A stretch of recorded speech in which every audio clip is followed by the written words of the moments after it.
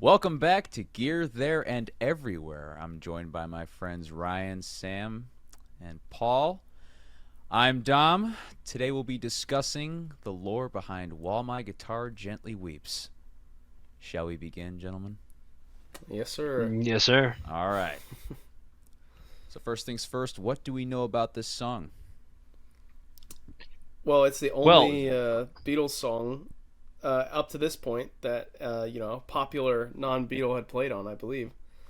That's correct. Which is Eric Clapton, and so that's sort of been. They didn't publish that information at the time, like they weren't making it widely known, but they also weren't keeping it a secret. And I know Clapton was also kind of confused about it when George asked him to do it, and I think there's a bit of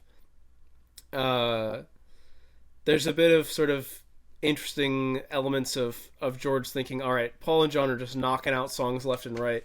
This album has 30 something songs on it, and they've got so many done already, and I'm just barely starting one now, and they're not taking it seriously enough is sort of a little bit of what he would have been thinking.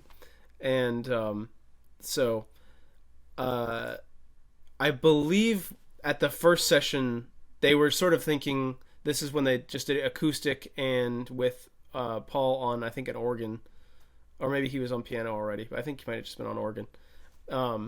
And when they did this first session, it was sort of thought like, oh, this will just be a more stripped down, and a couple of the people of the engineers actually, I think, agreed with that. They almost thought that this was better than the final version, that it was like more of like an I Will / Julia kind of thing, where it's just George on the acoustic and there's a little bit of organ in the background, and that was just going to be it. And then George went home and said like, I want a little more on it.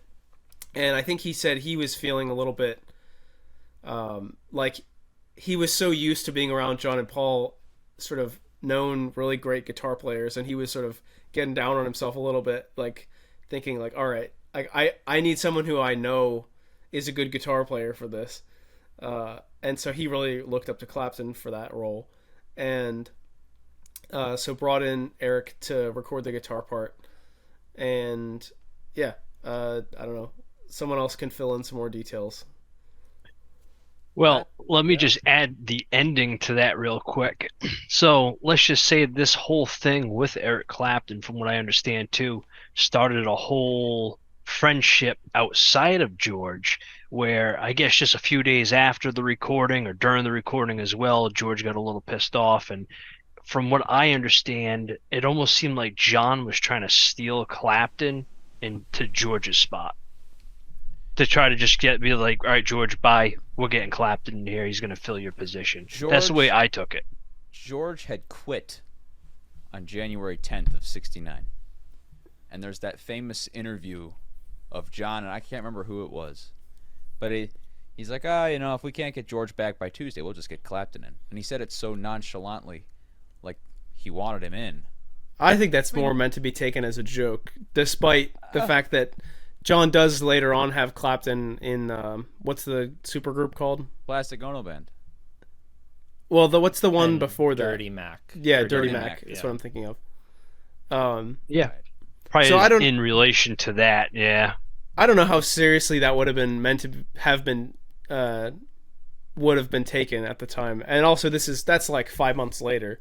So back at the While My Guitar Gently Weeps, the first session is July 25th of 68, and so it's significantly before that, and it's also before Ringo left too, right? Was it? Left I can't remember. During the White Album, so before Gently Weeps, I believe. Okay, but it is interesting that he wasn't there for Dear Prudence. You know that. That's a whole other episode on its own. Oh, actually, Paul's drumming, yeah. It is interesting because Ringo, While My Guitar Gently Weeps, not the final version, but one of the band versions leading up to Clapton's session was the first session that Ringo joined back in on drums. I think it was August, was it 16th?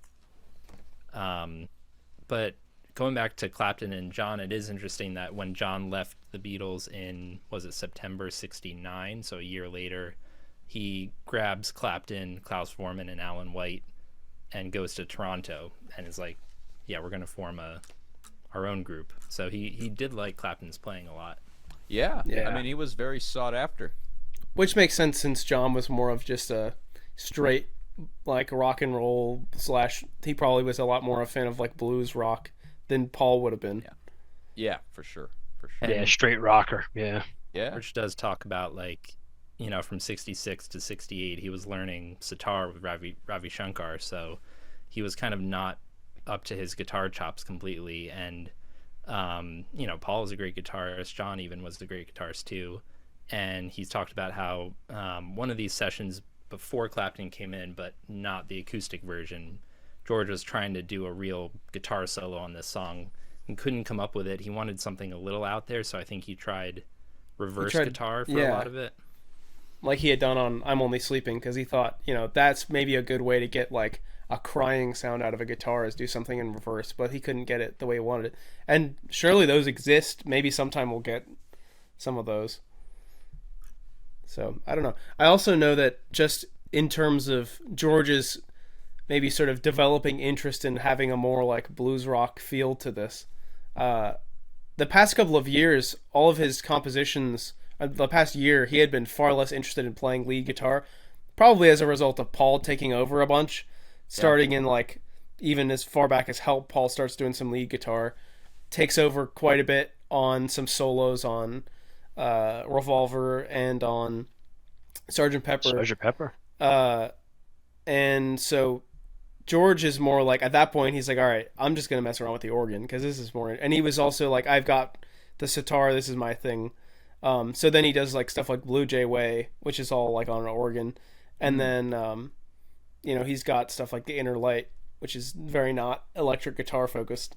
And then I believe what happened is after they went to India, right when they got back, he picked up a copy of the Electric Flag album, which I think was pretty new, and that got him back into the sort of lead guitar, like blues rock style, and that's probably why he starts to come back into that a lot more on the White Album. Interesting too that he was really into the band, the music from Big Pink, which so between While My Guitar Gently Weeps and the Get Back sessions, he's listening to a lot of Bob Dylan. He meets with Bob Dylan in New York and Woodstock, and he listens to Big Pink. And it's funny because Clapton also loved Big Pink, and it's part of the reason he left Cream, because he was so disillusioned with like these other super rock heroes like competing with each other, they're fighting, and the band were the complete opposite. They were just like playing together, like simple parts, just, you know, folky, rootsy stuff. So that could be why some of the early versions of Gently Weeps are kind of acousticy and all that.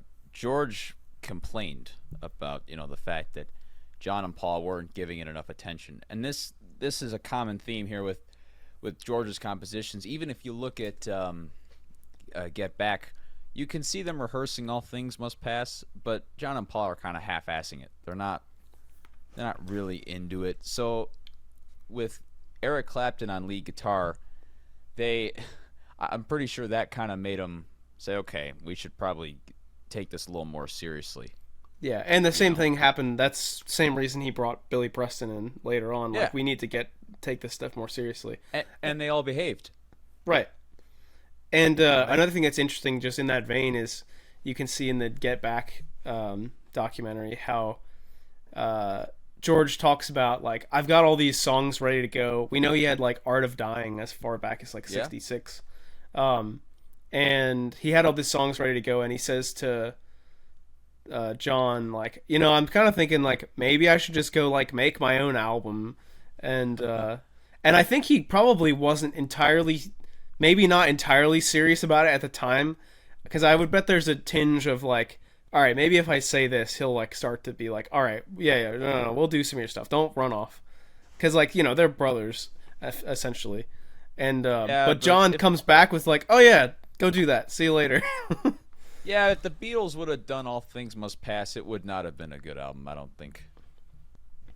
You Yeah. know, if they had recorded those songs, it just Although wouldn't have I worked. mean, I think the bass could have been heavily improved on a lot of those songs. Oh, yeah. Yeah. But that's, So- you know, I think that's what ended up happening. The group took it a little more seriously when Clapton came in. And the story goes, you know, George was like, "Hey, what are you doing today?" To Eric, and Eric's like, "Oh, nothing." "Well, come on down to the studio, play on one of my songs." And Eric's like, "What? I can't do that. No one's ever played on a Beatles record before except you guys. No, I can't do that." But George was like, "Hey, it's my song. I'm gonna do what I want. I want you on the record. Get down here right now." And so he did. It is interesting though that didn't Brian Jones play on That's right. You Know My Name Yeah. earlier? Yeah. Yeah, he That, plays like, hasn't come out saxophone. yet. Right. Yeah. Yeah. I mean, that's But- that's like equivalent to a bunch of people were doing that kind of stuff. I mean, technically, you have Well, like Mick Mick Jagger in the yells or whatever on the background of All You Need Is Love. Is that right? Well, and they did backups on Yellow Submarine. Oh, really? Donovan. I didn't know that. Yeah. Yeah. Him and Huh. him and Brian Jones did backups. I on mean, the Yellow one Submarine. I feel like all that stuff is kind of equivalent to like Paul McCartney chewing carrots on vegetables. vegetables. Yeah. Like, Yeah, let's just say the serious rock guitarist who came in to play on a Beatles record was Clapton. Yeah. and that's what I'm saying. You know, all these other parts, yeah, obviously they're in the song, but they're not front and center like the lead guitar on Weeps is. I think that's what Clapton was hesitant about. It's like, oh, I'm the main guy on this song. And even after they did it, he said like, "Well, this still doesn't sound Beatle-y to me," which is why they then a month later did like artificial double tracking where they took his lead guitar line and then copied it and shifted it over slightly to Yeah. give it that extra like echoey warble sound, which I we'll could get play into. a little bit too. So we'll take Yeah. it back a little bit here. So on August 16th of 68, they went in, recorded 14 takes with George. George on guitar, John on the organ. Well, it goes back farther than that. Well, no, the July 25th demo was done. Well, that was like a legitimate take. That wasn't considered like a demo at the time. That was. Yeah. I think they You were have maybe the thinking that could have been. May like Escher demos that weren't really serious at George's Oh, yeah. home, but then you have July 25th, which becomes the Love version that George Martin Yeah. put strings over. But yeah, like the first like all the Beatles contributed. Yeah, like Right, Was yeah, it yeah. August 16th? You said. Yeah. Yeah, that's right. Yeah. So afterwards, they left it alone until like Early September. Yeah, and I think I can't remember which it was. I guess it was August 16th, the one with the reverse guitar and all that. Yeah, So- and we don't have any of those. I don't think, right? I wish they were on the box set, but it's okay. We're gonna be. they're around somewhere. I can Maybe for guarantee the 70th or 80th anniversary. it. I mean, I guess Gone. 60th could still be around. Oh well. We'll be in our 40s when Yeah. it comes out. All right, of course. But should we talk about the gear a little bit? Yeah. Used in Yeah. The song. That would make sense. Let's start off with the amps. What were they using? Oh man, starting off with a tricky one. I mean, Well, we that, do know that there was the Vox Conqueror That was around. was around, but most likely they probably used the Fender amplification. And of course, I heard that Marshall was just brought in for Eric Clapton. Is that true? It's not verified. It's possible, Okay. but the amps we know for sure that were in the studio were the Vox Conqueror and a lot of Fenders. They started getting blackface deluxes for the White Album. John had a normal deluxe, and George had a deluxe reverb, and Paul's Bassman, the blonde Bassman, and they also had a Showman, blackface Showman from. Do you want me the to show some Revolver pictures real sessions. quick? Sure. We've got these photos, which are from June 28th. Obviously, a little bit earlier than the actual session. This is a couple months earlier, actually. But There's just the this is the Conqueror clearest photo we have of the Conqueror, I believe, at these sessions. and the basement in the background. Yeah, That's, and so that's the Showman in the. Oh, the back. Showman. so Yeah, the Showman. there's yeah. the Showman there. Mhm. And I don't know, what is that amp on the back wall there on the right?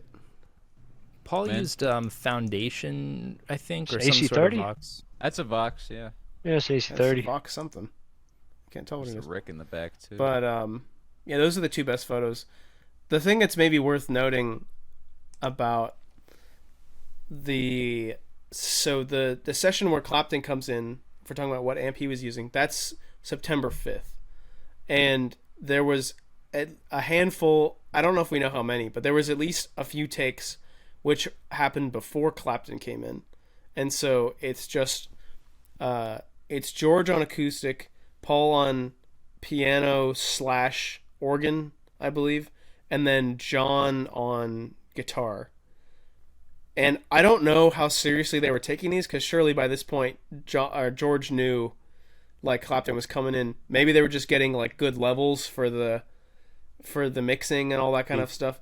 Funny if they like chose the takes without Clapton. They're like, actually I like this better. Yeah. Yeah. Yeah, so I don't think we actually know how long that went on for, or if there's a big time gap between. I mean, I could look actually how long the session was. I know that Paul played like Lady Madonna like on the organ, kind of half jokingly. So yeah, they were messing around before Clapton came in. There's a lot of differing stories. Sometimes people, Clapton will say like, I just got the call to come in randomly, which is possible, or they had planned it before George knew Clapton was going to come in. I'm not really sure what it was, but either way, there was some understanding that he should come in.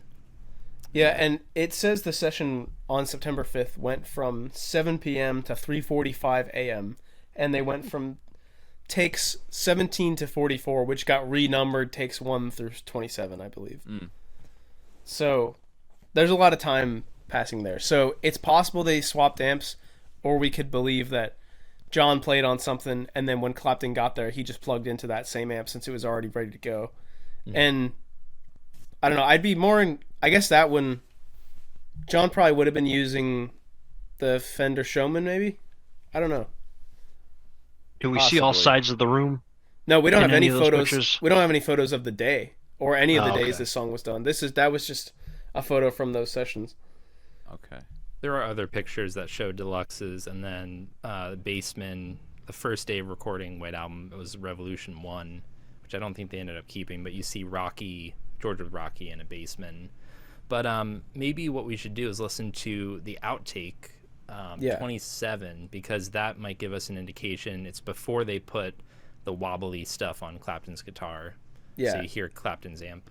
But we know that George was on J200, Yeah. the acoustic guitar for sure. Yeah, it was. Cool. All right, well, let's listen to that. Okay. So that last bit, what had happened at the end, why that take breaks down, is because Eric plays a wrong chord. But around the same time, George does this falsetto that he decides, like, it doesn't actually work that well. And so Paul notices the wrong chord, probably, and then starts making noises. And, actually, no, he says, he does refer to George. He says, "Hey, Harry." And so he was probably noticing that weird falsetto. And George says he was trying to do something like Smokey, meaning Smokey Robinson, who had done "You Really Got a Hold on Me," which the Beatles had covered. And George says, "But I ain't Smokey." So, and they had already gotten the album take at that point. I think 2 takes before that. But what's really interesting, what we're really listening for, is Clapton's tone without all the wobbly stuff. Do you want me to do a quick demonstration with my flange pedal just to show go for it. before Absolutely. and after? Okay, so I have a Les Paul, which Clapton apparently used Lucy Les Paul, but we can get into that in a second. So as you heard it, it was like a kind of a cranked amp sound, overdriven. And I have a Strymon Deco pedal, which is like a tape flange automatic double tracking pedal. So when I turn that on,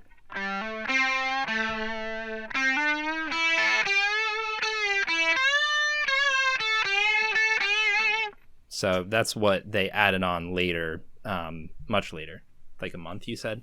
Yeah, I believe it's about a month later. That take we just heard, that sounded like some kind of a low-powered amp that was driven heavily, such as a AC30 or, probably some kind of a Fender, like a, I don't know, what he would have been using, Well, we said dude, there was talk of- Do Conquerors break or not Conquerors? Do what are the possible Fender amps? It's a Showman and what is it? Deluxe. There's two Deluxes, a Showman, and a Bassman. So there are a lot of options, but the Deluxe is 22 watts. It breaks up at volume 4 or 5. A Bassman and a Showman. High. Yeah, I'm in a Bassman, a blackface Bassman right now. It's 50 watts, and it's only on volume like 2, and it's really loud. But it does break up. You just have to really crank it. Yeah, So, I'm sort of thinking they probably wouldn't have had them terribly loud, especially if they have acoustic in the room playing and that organ being recorded and the piano. So they're probably not going to crank it up too loud. So it's probably got to be an amp that breaks up a little early. Yep. So most likely the Fender Deluxe reverbs. Yeah. And then as for the guitar, well, again, let's talk about whether he was using Lucy, the Les Paul, or what was the other option? He could have been using his Sunburst, right? Yeah. Now, what year was his Sunburst? Apparently it was a 60. Oh. A 60 standard. Well, technically, wouldn't it have the same pickups anyways? I mean, they're all slightly wound differently by a hair. yeah. So Lucy was a 57 gold top when it came out, when it was originally Which made. originally With owned humbuckers. by Steve Boone of the Love and And Spoonful. John No, Sebastian. not John Sebastian. That's a misnomer. Because what happened was Steve Boone, I think, maybe traded it for a bass or sold it or whatever. And so they started saying, hey, we've got a Love and Spoonful guitar here. And then everyone assumed it was John Sebastian's. But it was actually Steve Boone who was the bass player. And there's actually, I can put a photo of it in the video. There's actually a photo of it from like 1962 or something like that, when he played it in his group before with his brother Skip that he played in before. But yeah, Clapton was using a lot of Les Pauls at the time. Fresh Cream in '66, he was using Sunburst like this, and then for Disraeli Gears, he had the SG with the woman stuff. But he also was using Black Beauty Custom. Yeah. And then Lucy was a gold top, and he gave George Lucy, I believe, before this recording in '68, right? It was Not Guilty in August, maybe, that So George Not started Guilty was the SG, I think. But it was around the same time that George had been gifted Lucy, which, again, back on it being a gold top. Typically when you see the gold tops, typically underneath that finish is going to be a uneven, Les Paul tops or two-piece tops. So typically it wasn't going to be centered. So if you look to on hide Lucy, it. Yeah. If you look on Lucy, there's that one darker bit right by the pickup selector that goes across the whole guitar. And I guess after it was refinished, the person who had it didn't like it anymore. They sold it or gave it to Clapton, I think. And I believe the story with it getting traded around was, so Steve Boone gives it to some shop. Mm-hmm. And then, or did they refinish or it from there? traded it? No, so it was either he gave it to some shop or he traded it for an amp or something with one of the guys in the McCoys. Okay. And I think it's the lead guy in the McCoys. And they did like Hang On Sloopy. Is that right? And then that guy, I believe, had it refinished and then like didn't want it or something. He gives it to the shop, and then Clapton comes in a little bit later and he gets it. Okay. It's a really bizarre story. And then and then he gives it to George, obviously, and then George says, "Hey, like, come and play on this song. And by the way, I've got this guitar that you gave me. Why don't you use this one?" I think that was it. I think that's how it went. Yeah, I mean, that seems to be pretty well substantiated from George, in addition to Clapton, because I mean, they made the reissue one, and he talks about having played that one. So it seems unlikely that it would have been the Sunburst one that you're talking about. Yeah, I saw that video. In Cream, Clapton was already using Firebird F335 for Wheels of Fire that year. So, yeah, and SG. So he was kind of he went back to Les Pauls for like All Things Must Pass and a few other things, but by 70 he was into Strats. So Yeah. I think he was just buying a lot of gear and giving it away to George. But isn't it interesting to think, like, did he bring Lucy in? But Lucy probably was already at Abbey Road waiting for him. Yeah, It's kind of Probably, yeah. probably in that closet of all the rest of the pile of guitars. In Steve Boone's book, which I've got here, which is Life on the Run with Love and Spoonful, Hotter Than a Match Head.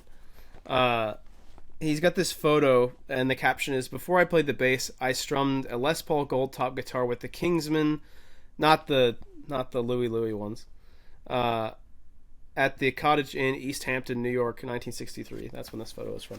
And let's see if you guys can see it. He's this. Where is the picture? That guy. Bro, there, yeah. That's- Oh, in I the can back. barely. The guy in the back. Because there's a burst in the front. Yeah, Right? is the guy in the back with the gold top. That's Steve Boone. And so that's, So that's Lucy. Lucy. Yep, Nice. Wow. from 63. awesome. Wow. Yeah. But is it painted at that point? Or It's is a it gold still top. gold? Yeah. Yeah, still gold. I seem to recall it had a Bigsby at one point. It definitely doesn't in that picture. Yeah. So I don't know anything about that. Or maybe when it was made. I can't remember. I wouldn't know. I don't know nearly enough about Les We Pauls. would have seen holes in the top of the guitar. When it was refinished, though, maybe they would have filled it. They plugged them. Could be. But then again, you would have saw it through that transparent cherry, since you were able to see that wood grain at the top. Yeah. That line. So we know the Lucy. We could go on and on about that. What's next? Let's talk So about we've- with what Sam has in his hands. We've covered most of the pretty straightforward stuff about this song that everyone sort of agrees on. Actually, well, real quick, just to talk about the lineup of who's playing what on that take we just heard. So, obviously, Eric on the Les Paul, George on the J200, Paul on piano, and then Ringo on On drums. organ. I don't know. Or actually, is Ringo actually on drums, or is he just hitting something? I can't remember. He's No, just he's doing on a drums. simple snare thing, right? Yeah. That's right. And then John's I on already organ. forgot. And John's on organ. And so, what's left? We haven't talked about bass yet, and so that's the big thing here. And so I'll let Sam intro us into that. We're getting into real hot water now. Yeah. Which I love. So the bass is tricky. So basically there's a bass that you hear throughout the whole song. Which bass it is controversial, but I'll just play for you what's basically doing. Kind of like power chords, and a lot of people say it was Paul who played the bass, most likely. So it's probably on his jazz bass, because I don't think the Rickenbacker gets quite that punchy tone. Oh, also, I was going to ask, do we actually know when he got it stripped? Sanded down or whatever? It The was Rickenbacker? January 12th. I thought it was Or during the January White of Album 69. sessions. No, January of 69. Okay, that's... It was Oh, that's right, because late it in shows the up in the Get Get Back video with the Yeah. stuff still on it. Okay, so that's irrelevant. Okay, continue. It's good to clarify. Yeah, Yeah. it's like the end of 69. But so Paul had a lefty jazz bass finally during the White Album. Yes. He used that a lot at some point during the White Album, and definitely by this point. So we know that there's a 4-string bass. That's not really controversial. So let's just say it's jazz bass. We're out of that territory. Then there's something in the chorus that happens where there's this line that is a bass line that Paul does play on the 4-string. This is a 6-string, but anyway. Paul is playing that at a low octave, but then you hear some other guitars doing something up higher, and this is where it gets really controversial. There's what I hear as two different parts. There's a 12-string is what I'm theorizing, but some people argue that it's a 6-string. And then there's also one thing doing an octave between Paul's low bass there and the really high 12-string part. If you faintly listen to it, we have an outtake, or rather an isolated track that we can listen to, but I think that it might have been a bass 6 doing that along with the bass and the 12-string. So this is where it gets weird, basically. It's a little murky. Real quick, I just wanted to read what Mark Lewison says in his book, which can't possibly be right. Because he says on September 6th, he doesn't actually mention Eric at all on September 5th. But on September 6th, he basically says that the overdub, he claims that Eric Clapton's Les Paul is an overdub. Which, like, no way, right?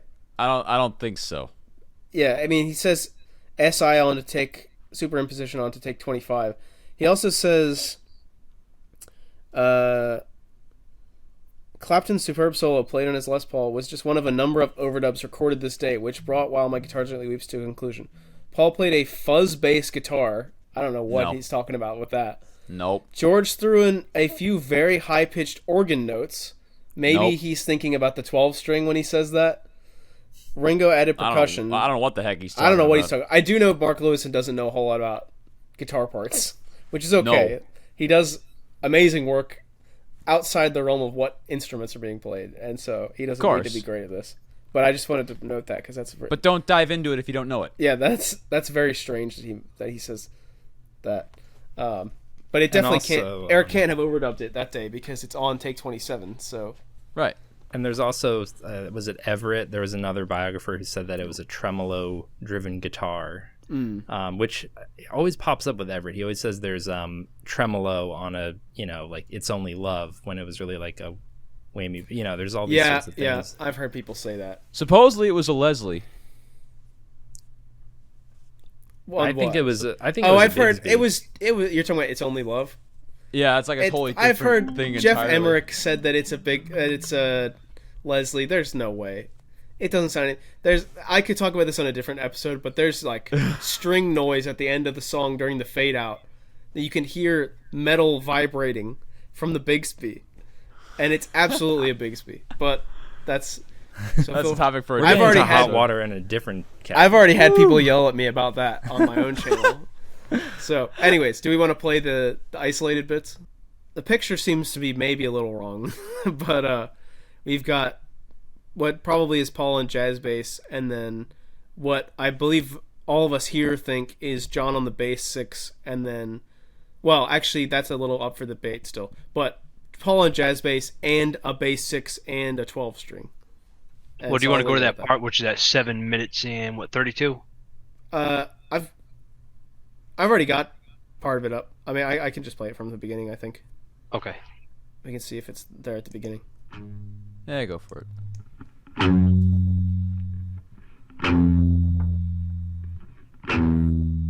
Definitely a jazz bass. And this is jazz fuzz bass. Two notes being hit.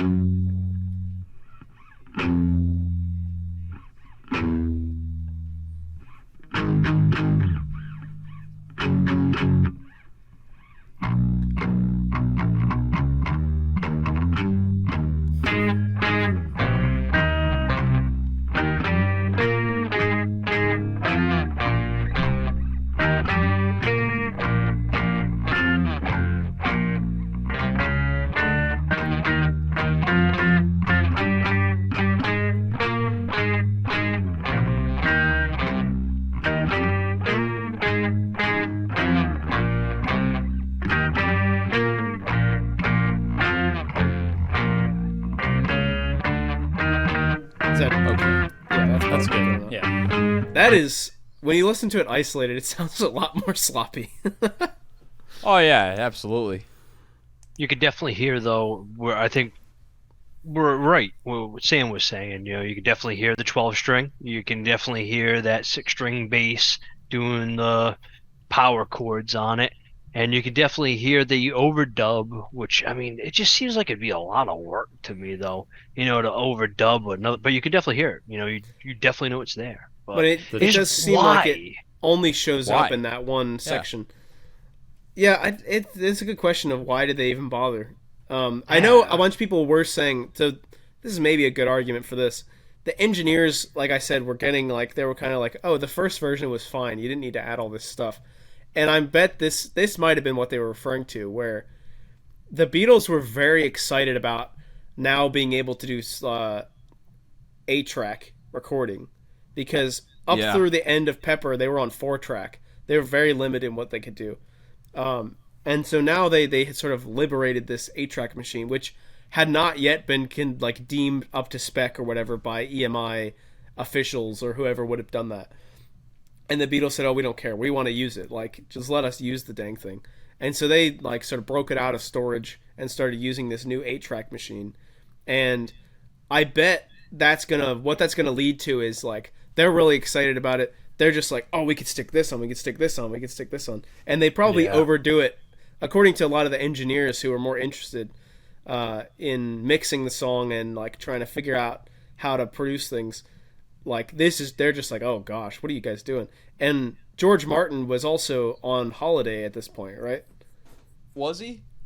He was on holiday at least for part of the White Album sessions, and I can't remember exactly when. Chris Thomas took over, for Piggies and a lot of those recordings. And so Chris Thomas was pretty young, I think. And so at this point, that sort of means he's going to let them do whatever the heck they want. And he's not going to say, hey guys, I think he's probably going to a degree, be a yes man for them. And so it's the friggin' Beatles. Yeah, right. So George Martin might have said, all right guys, this is a little much. Let's calm down. But for this kind of, I bet there's a lot of songs in this period where George Martin was away, where they were started like overdubbing tons of stuff and muddying up the mix a little bit, according to some people. That's true, and that's not probably guilty. Yeah. So the question now would be, we've got 3 things there. We've got the jazz bass 6, and probably the Guild Electric 12. So people have covered this with a 12-string electric, and everyone uses a Rickenbacker, except for Sam, because he's the one person in the world who's actually had access to a Starfire 12. Because, that's not a commonly known about guitar. Of course. Especially in the Beatles world. And the tone is nailed on that, with the Electric 12. Yeah. Can't get that tone on a Rick. Yeah. Especially because the strings would have been flipped, right? Yeah. So on a Rick, you've got the thicker, like normal guitar, like octave string first, and then you've got the string that's an octave higher. And that's unusual for 12 strings. Usually on a 12 string, the string that's an octave higher will be first, and that allows you to get that bright sound initially. But on a 12 string, like a Rickenbacker, it's like, I don't know, more punchy or something because you have the thicker string first. And so this one sounds definitely more like a 12 string that would have that bright string, that higher octave string first. Is it worth mentioning that some people do claim it was a 6-string or 2 6-strings doubled? Like, I think Beatles ebooks said that it was an Esquire, and then there was that picture of the casino, but I hear 12-string on it. You can tell it's too sloppy. That, like, they're clearly already messing up, mimicking each other on the bass 6 and the 12-string. There's no way they would have mimicked 2 6-strings and had it sound that good. Too much. And so maybe we should show some pictures of the Guild Electric, the Guild Starfire 12. So we're stealing these off some forum, but there it is on the ground, half of it. On this. Yep. So these photos, I believe, are from September 18th. So what is that? Yeah, a little less than 2 weeks after the song was recorded. And this is, I believe, at John's house. Is that right? Kenwood? I think that's right. I think you're right. I have he had a big home studio. I have this email. Oh, I've never seen that one before. Well, this is the same photo, isn't it? Oh, no, it's not. This is the photo I got from Mark Lewison. Oh, man. No big deal. Lewison's emailing him. Yeah. Taken by Ethan Russell at John's London flat, September 18, 1968. Not a session photo. And then he said, why do you think this means John played the 12 string on Gently Weeps? All right. Because I asked him this back in 2018 or 2019. But yeah, so there's John with the Guild 12 string, which, like, you sort of wonder, like, why did he even break this thing out? Because the history of this thing is that it was given to him in a session, or not a session, in like a press conference. I don't know if we have that photo. Oh, I've never seen that one either. Holy cow! Look at that. Yeah. So we got a handful of photos. Great photo of it. Yeah. I don't have the press conference photo though, but Hawaii, right? Yeah. Is it? Well, it's in Hawaii now. All right. Okay, so we've talked about those photos. We have the photo of when John first got it, which was in '66 actually. Yep. And so you have this photo, and also this photo of him getting given it, and George maybe being a little not too excited about that. Yeah. Where's my guitar? Yeah, that's exactly it. And so August 23rd. Thank goodness this person put the date. Okay. But it is weird. This thing just sort of. Do we have any idea that it was used at all before this point? There is some theory about getting better, that choppy high G octave. I don't think it was used on that, but a lot of people have argued with me about that. That it was just one, G string with the, octave. But Doubt it. I don't think so. Well, we also don't see it show up in any of the Sgt. Pepper sessions, right? Well, it could have, but we don't know because, again, like we've talked about in previous episodes about being buried. Who knows? It could have been played on a bunch of songs, but it could be buried somewhere. As far as session photos go, though, it never shows up, right? No. I never seen it. Yeah, so he was given this. If you look at the pictures of it quickly, too, I just wanted to point out the pickups in John's are white single coils. And if you look at my cover of it, I was using a 66 Guild Starfire, which had humbuckers in it, or whatever their version of a humbucker is. So, take that with a grain of salt. Result. I don't know what year they started switching to the other types of pickups. I'm going to mute this for copyright. You can check out my video also. Yeah. You guys, we'll link this to Sam's video. It's great. Where he breaks it down. But yeah, the humbuckers in that one, I was borrowing it from a collector friend, so it was a real 66, but it had the humbuckers in it, so it's a little different from. Well, they're actually not humbuckers, right? They're little buckers or something like that. Yeah, they're pretty bright. They're very low output. That's what's in my Guild Thunderbird. Yeah. And at some point they switched from those single coily ones to these types of pickups.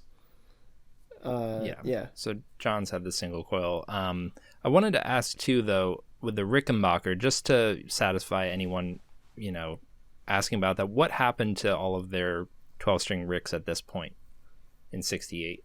And so storage. The second, Dom knows more about this, but the second one I believe had been stolen, right? Not at this point. One? No. Okay. No, so he still had both of them by '68. When did the one get stolen? Sometime in '69. Interesting. Before June, I believe. Of June of '69. So they still had the Ricks. It was possible that it was a Rickenbacker, but from what our ears can tell us, it probably was the Guild. Do we know who was using which? That's the question I didn't answer. Yeah. So I find it like very unlikely George would have, out of the blue, said, "Let's stick a 12-string on this." Yeah, he probably would have been like, John. Yeah. But also, it does seem weird that John would have cared enough to put anything on it. So it seems like there's a good bet that, like, it was someone else's. Maybe, it's probably John because it's probably John on the 12-string, right? Because it's his, and he had it in photos of him with probably having played it recently in his flat in 2 weeks after. So there's a good bet it's John. My question was more like, did they do this all at once? Would they have laid down Paul's bass and then overdub these two parts, or would they have done all three at once? It seems like the 12-string and bass 6-track are linked together. I'm not sure about the jazz as well, but it kind of feels like a Paul McCartney line that maybe he created, and then maybe they're like, "Oh, that's a really cool line, let's double it," and John was like, "I'll bring in my." Or he probably, Paul probably said, "You guys are going to double this, whether you like it or not." That's very possible. I was thinking something similar. Play it like this. and that's probably what they did. Yeah. So I mean, yeah, because you're what probably is right. this? We're Paul laid it down first. Paul laid down bass first, probably. what And day then- is Hey Jude? Oof. Is Not that sure. August? Or maybe it's July. It might be late July. Hey, I've just thought of it because that's a similar. Paul's like, hey, I don't really want guitar on this. Please stop. Yeah. So it absolutely makes sense. Paul could have been like, oh, this sounds cool, and like, probably in a way that wasn't terribly directly like demanding. Was probably like, oh, this sounds really cool. You gotta do this. Sure. And then John probably bought into it pretty quick. And he's like, oh, I could use this 12 string I've been messing around with. And then I guess George probably would have doubled it on the bass. And the only other alternative is like Paul does the jazz bass and then John and Paul do the bass 6 and the 12 string and Paul plays the bass 6 upside down. That seems Yeah. No. yeah, so it's I don't know. I guess probably the Rick bass would have been or not the Rick, the jazz bass would have been by itself, and then the other two probably got stuck on after. Yeah. The other and dangling fruit is that what the bass 6 is doing is if you play it on a bass 6, it's like up here. And I think that you can play those notes on a normal electric guitar. I don't think it goes down low enough that a normal guitar couldn't have done it. So do we know for sure it was you know what I mean? Yeah. that's probably It just sounds clunky. Sounds that you get that clanky sound. yeah, like Helter Skelter. It's got that like Yeah. It's kind of fuzzy almost. I don't think they use fuzz on this, but like I can understand why someone thought Paul's. It's like very bright and yeah, crunchy sounding. yeah. That's probably why they thought that. But are we all in agreement on that though? That it's bass 6, Guild Electric 12, and then Yeah. jazz bass, and it's Yeah. probably John on the Starfire 12, Yeah. and then I don't know, maybe George on the bass 6. George Maybe. was using bass 6 like on Honey Pie and okay. Rocky Raccoon, and actually back in the USSR, John and George used bass 6 like a few times on that track. Yeah. Yeah, it's interesting. Yeah. So as far as Sam's cover of this is amazing, but also I would mention that Abley House has a pretty good. So they actually seem to have gone a similar route in figuring this out, where they initially tried it, I think, with the Rick and the bass 6 doubled because they were hearing those chord bass parts, and so there was a bit of an idea that, oh, maybe it's just a bass part doubled all the way through the song. Then eventually you sort of realize, like, oh no, this makes more sense to have been played as one bass part, especially near the end. You start to hear some like individual little slide notes that aren't copied. So it's like, no, this is clearly one bass part with a couple of minuscule overdubs. And so Abley House then made like a more revised version of their thing a few years later. And they did bass 6, and they used a Rickenbacker 12 string. Yeah, they nailed that cover. Yeah. That was a good one. I Probably think their best, honestly. only difference that maybe Sam especially was thinking was that they used the bass 6 on the intro in addition to the Yeah. in addition to the choruses. Yeah, so I don't know. Did you have anything you wanted to say about that? That you're thinking they probably didn't do that, right? It's possible. I don't hear it in that isolated track, but it's possible it was somewhere else, or I don't know. Because Paul was playing two notes too, so some parts do sound a little doubled in that way. I don't know, but their cover was amazing of it. Yeah. Yeah. So that's probably, as far as full band covers, that's probably as close as you're gonna get. And I'd say as far as not full band covers, Sam's is as close as you're gonna get. Yeah. Yeah, I don't have the Guild 12 on me anymore, unfortunately, but it was fun. Yeah. Do we have any loose ends here? I don't know how long have we been going? I'm not. No, I'd say that's about it. Did I Ringo call that good. Did Ringo use the the Hollywood kit at this point? We haven't talked much about drums, but did he have his maple kit at this point? I think he might have. Saw a picture of him with it, yeah. You want me to pull up session photos from around the time? Yeah, Let's see what we got. he did. I remember you had a picture up just earlier, and we saw it. Well, I saw it. I want to say I'm So Tired was the first one Ringo used that kit on. Okay, so he did have it around this time. All right, not helpful. we should get some sort of drummer on the show to talk more about Ringo. Yeah, we did have someone ask us recently if we could comment more on drums being used and things. Yeah, we should probably get an expert in here. Does this tell you enough? That's double kick. Holy Double cow. bass in there. Yeah.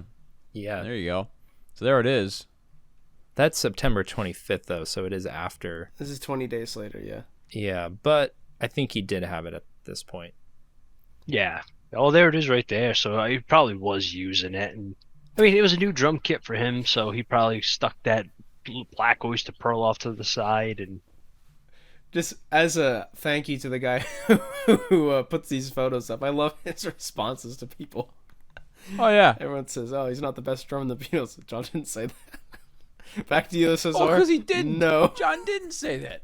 I just love that this guy bothers to respond to everyone. Everyone's like, assumes it's their favorite song on the album being recorded, and he just says no. I like the directness, honestly. Yeah. They see what the Harrison Marshall. Wonder if Paul is just messing around. Probably just messing around. He's not even wearing headphones. Like, it's a, yeah, super, Yeah. super direct. It's- I love it. there's Ringo right there. at Was the- Ringo actually? I guess what's that one song that has double kick? Good morning. That's good morning. Good yeah, morning. yeah. Did he have two kicks at that No, point? I want to say maybe that was an overdub. Yeah. Some people think it was Paul on bass drum, like playing along with the bass drum. Okay. Yeah. There's That's some funny. pictures of the two of them playing like together like that. And then let's see a few months earlier if we can see photos of the drum. Oh wait, this was the one we already looked at. October 5th. Is this? There's no photos there. Maybe this. Nope. Lots of mixing. Alright, this maybe we'll have it. What the heck is that doing in there? No way. What is that, a lute? Yeah. I don't know. Wait, what? Oh, this is for someone else's recording. Right? I'll say Oh, much see the Lulu J and was Dave 6 Jones. used on. Okay, yeah. J16. But this is also Revolution. Where? This is Very Revolution. top. Wait, where was the J160? He's Go saying back up to here. that picture right there. Yeah. Yeah, there's Oh, the yeah, two look at that. volume and tone. All right, I can't find any. Paul's got J160s on the mind. Oh Really? yeah. Is this? He had this one. is Trident, so that doesn't help us, does it? Although I guess Ringo would have had the drums at Trident too, right? That's another point with jazz bass. Do you think he had the mutes on it? And this is Didn't- the one day where we see the SG, right? I don't think so. no mutes. I doubt it. Yeah, no. no mutes. SG was beat up. Look at the What? headstock. Jeez. Oh, really? Oh yeah. Oh, heck. Look at yeah, that's it like is. chewed down. Well, he was using it live for a little bit. So, It's a cool photo. yeah. Why is it so difficult to find a photo of the drums earlier than that? I'm always surprised at how rapidly Paul's hair looks different. Like, this still looks like the Pepper era to me. And this is one of the few photos of him using the Rick during the White Album sessions. Yeah. I think it's before he got the jazz bass. It's July 11th. Okay. But I had one more quick question. I'm trying to think of anything left with Gently Weeps. There's one part in the song, like 3 minutes, where, you know, Clapton's flange thing is pretty slow. Like the wobble is kind of like a Yeah, easy yeah, I remember. wobble. And then at like 3 minutes, there's one part where Clapton goes like something like that, and it's like really fast. So I don't know if he used a Leslie or if they're able to do that on the tape flange where it could get really fast. I think it was ADT, so they were able to do that post-production. But could it get that? Could ADT get like wah, wah, wah, wah, wah, wah, like that fast? I mean, I'm not sure. They were clearly messing around. What's that? This might be unrelated. What was that technique? I showed you, Sam, there's this Hollies song from 67 called Everything is Sunshine, where they put this weird guitar thing on it, and you said it's definitely not just like a flange or anything like that. It's like it's more advanced than that.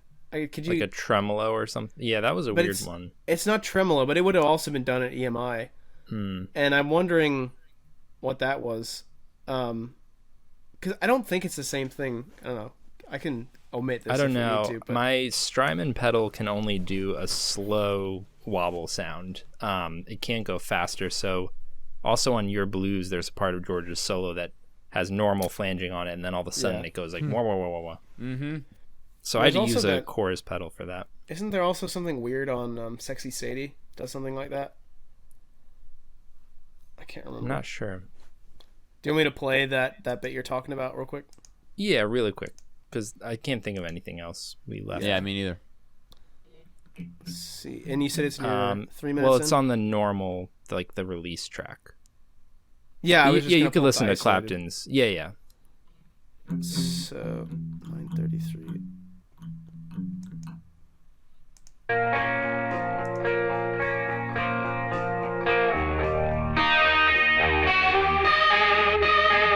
Oh, that is that what you're talking about? Yeah, it kind of sounds like a Leslie, doesn't it? yeah, it does.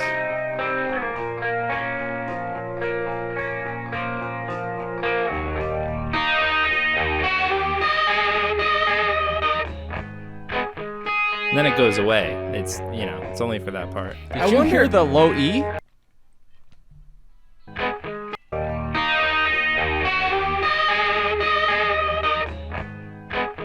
Huh. He kept the low E string going. I would just like to say 100% that's a Fender amp right there. Yeah? You could just tell, but like with that low E, well, you could just hear that sound. That sounds just like a Fender amp. It's got that muddy low end. That's not it's defined like a Marshall. So I know with some guitar parts, I'm wondering if this is all it. Maybe it all is. Sometimes when you're playing real high up, and depending on where you have it mic'd, it sounds like you're hitting the note twice. Do you know what I'm talking about? I've had this. Yeah. That has happened to me with the ES345, specifically when I'm recording it. On certain amps too, with it's actually called like cone breakup, where like the speaker's doing its thing. So do you think there's a chance it's just that? He could have yeah, actually part of my cover too is that Clapton didn't just keep his volume knob in one place. He goes up and down, and at one point during the solo he cranks it, so like the amp was crunching more than it seems even at certain points in the song. But I don't know what that fast thing is. They might have reamped it into a Leslie. I don't know. That's the mysterious part. Because I can show you really quick with my Strymon. It gets a little fast, but then here's like a Leslie pedal. A lot faster. Yeah, I don't know. Leslie gets it like more. that Leslie would have to be going incredibly fast for it not to sound like a Leslie, right? Yeah, they could get pretty fast, but I think that tape flange could also do a wobble thing. I just don't know enough about it. Yeah, I mean, actually, honestly, it could be something as simple as like some fluctuation in the power when they were doing it, and so the motor slowed down or something like. I know something like that with Mellotrons, where with the Mellotron when they were playing it, because it's playing physical tapes, if you press too many keys, it would be like too much pressure on the tape head or something like that, and so the motor would spin slower. And so if you play too many keys on a Mellotron, you get like the pitch drops a little bit, which is that's a cool. mess. Yeah. So I wouldn't be surprised if that's something as simple as like some weird anomaly with the way that the tape is spinning on the motor or something like that, and so you get this weird effect. And that might have been intentional too. They're like, oh, let's slow it down a little bit here and then speed it back up, because this is around the time that everyone starts doing the like phasing type of stuff too. Right, and so, as you were saying before, Clapton, I don't know if it was Clapton, but whoever it was mixing didn't want it to sound too bluesy. They wanted a Beatlesy tone with a weird wobble and psychedelic stuff. Yeah. So maybe they messed around with both Tape Flange and Leslie, or I don't know. It's pretty cool. I mean, they had that's in October. I'm just curious how long that session is. I don't know when it is. Paul, what kind of Les Paul is that? Traditional Pro 2. But what did you do to it? Is it all original? Yeah, I mean, for the most part. I just put the it is, besides me putting the new little truss rod cover, putting the other style Grover keys on it, and the pickups I didn't change because they already had, this guitar comes through already with decent pickups. One's a 57 Classic, and then the other one was a Bucker Burst or whatever, Burst Bucker. Burst Buckers, yeah. So I just left it alone. I just put the pickup covers on it.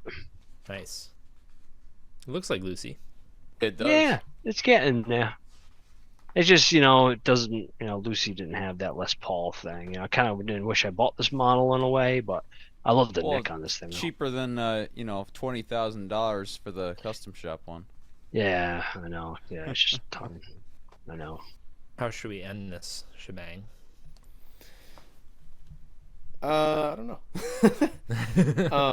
Maybe like this. Well, I'd say that about wraps it up. Yeah, thanks for watching, everybody. Pretty interesting points here. If you have any other questions about the song or what was used on it, or hell, even anything as minuscule as strings, microphones, picks. I'm sure there's someone who disagrees with the stuff we're saying.